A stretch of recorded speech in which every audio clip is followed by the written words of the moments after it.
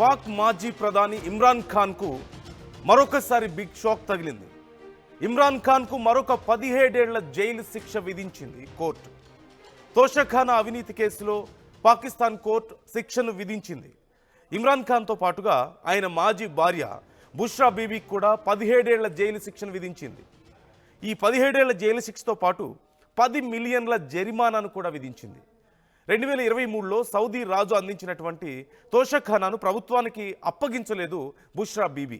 తోషఖానా అప్పగింతలో అవినీతికి పాల్పడ్డారంటూ ఇమ్రాన్పై ఆరోపణలున్నాయి. ఈ కేసు విచారణలో ఇమ్రాన్ ఖాన్ను దోషిగా తేల్చింది ఇస్లామాబాద్ కోర్టు. ఇప్పటికే అవినీతి కేసులో ఇమ్రాన్ ఖాన్కు 3 ఏళ్ల జైలు శిక్ష మనం చూస్తున్నాం.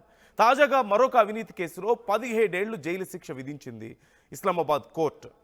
ఈ తోషఖానా గిఫ్ట్స్ విషయంలోనే పెద్ద అవినీతికి పాల్పడ్డారంటూ తెలుస్తోంది.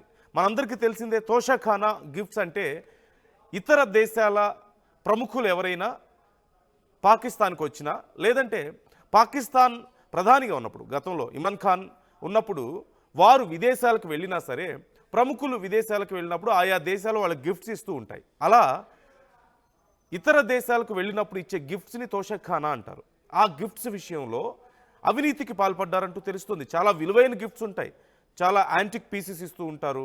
లేదంటే దుబాయ్ లాంటి దేశాలకు వెళ్తే అక్కడ గోల్డ్ గిఫ్ట్స్ అనేవి చాలా కామన్గా ఇస్తూ ఉంటారు. అలాంటి గిఫ్ట్స్ విషయంలో చాలా గిఫ్ట్స్ని ప్రభుత్వానికి అప్పగించాలి తీసుకువచ్చి. ఒక ప్రధాని కానీ, ఒక రాష్ట్రపతి కానీ ఏదైనా దేశాలకు వెళ్ళినప్పుడు అక్కడ గిఫ్ట్స్ ఇస్తే ఆ గిఫ్ట్స్ అన్ని పెట్టడానికి ఒక ప్లేస్ ఉంటుంది. ఆ గిఫ్ట్స్ అన్ని తీసుకొచ్చి అక్కడ పెడతారు. వాళ్ళు సొంతగా ఉంచుకోవడానికి ఉండదు, దాచుకోవడానికి ఉండదు.